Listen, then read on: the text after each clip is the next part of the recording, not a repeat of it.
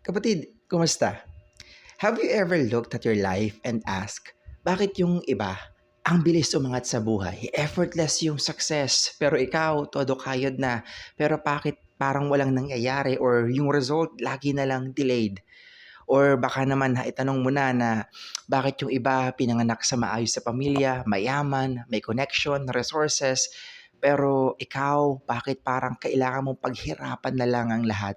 Kapatid, kung naitanong mo na yung mga question na to, pues hindi ka nag-iisa. Because people are asking the same question for thousands of years. Pero bago natin tanungin kung unfair ba si God, tanungin muna natin, ano ba ang ibig nating sabihin kapag sinabi nating fair? Kadalasan, ang definition natin ng fairness ay dapat pare-parehong opportunities, blessings, dapat pare-parehong nasa maayos sa pamilya, pare-parehong malusog, mayaman o pare-pareho dapat ang outcomes ng buhay. Pero kung titingin tayo sa realidad, titingin tayo sa paligid natin, makikita natin na hindi ganoon ang mundo.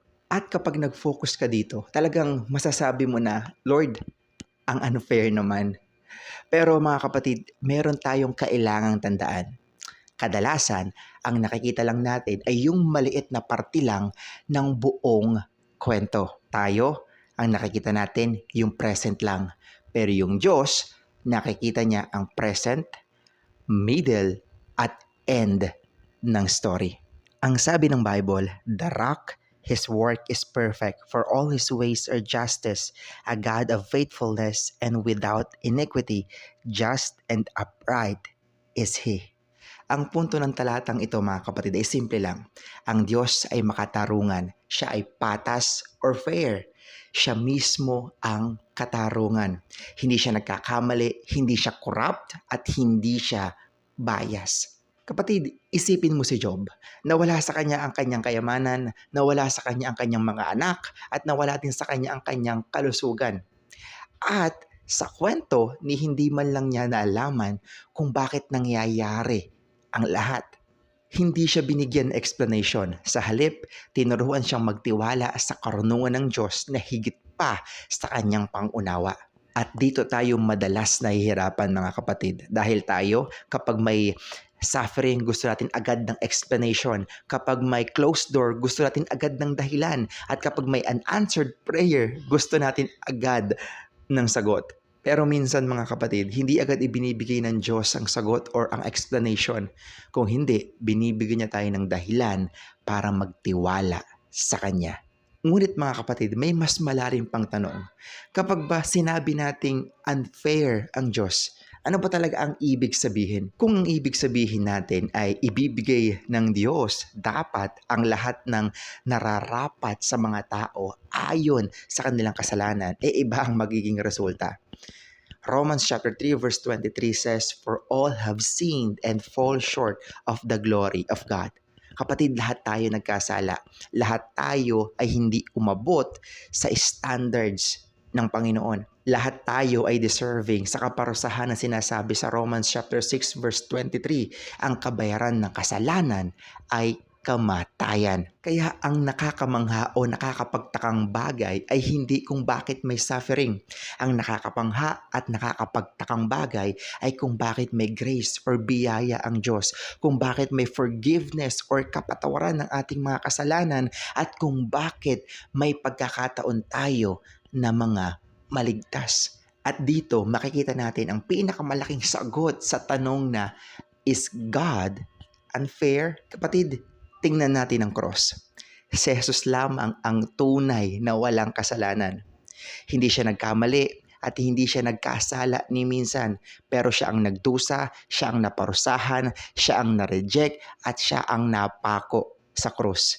Kaya kung meron mang isang tao na karapat dapat na magsabi na this is unfair, yun ay si Jesus. At gayon pa man, sa pamamagitan ng kanyang kamatayan, pinakita ng Diyos ang kanyang katarungan at ang kanyang pag-ibig. Sabi ng Romans chapter 3 verse 26, it was to show His righteousness at the present time so that He might be just and the justifier of the one who has faith in Jesus. Mga kapatid, sa pamamagitan ng krus, nakita natin na ang Diyos ay makatarungan at mapagmahal sa parehong pagkakataon. At higit pa dito mga kapatid, ipinapakita ng krus sa atin na yung Diyos ay hindi malayo sa ating sakit.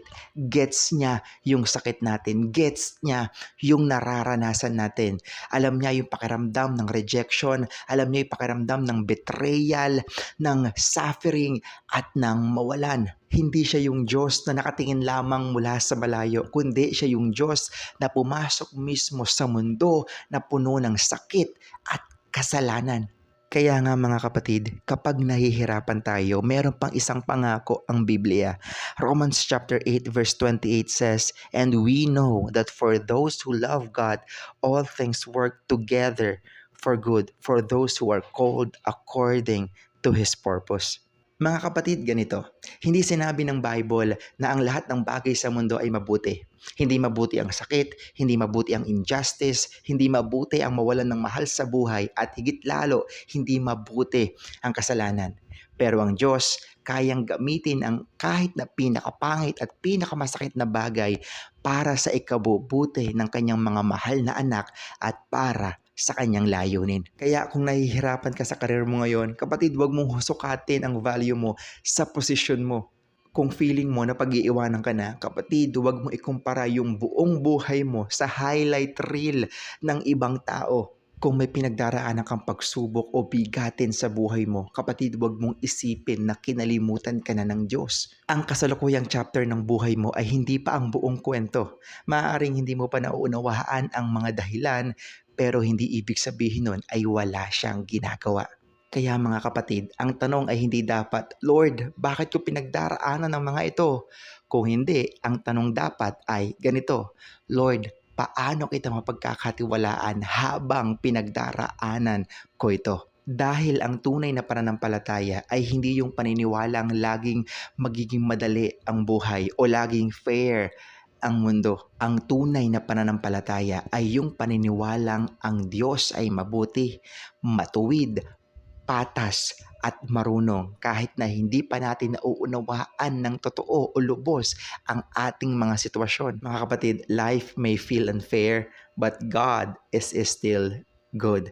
God is still fair. And because God is good and God is fair, we can trust in Him even when life doesn't make sense.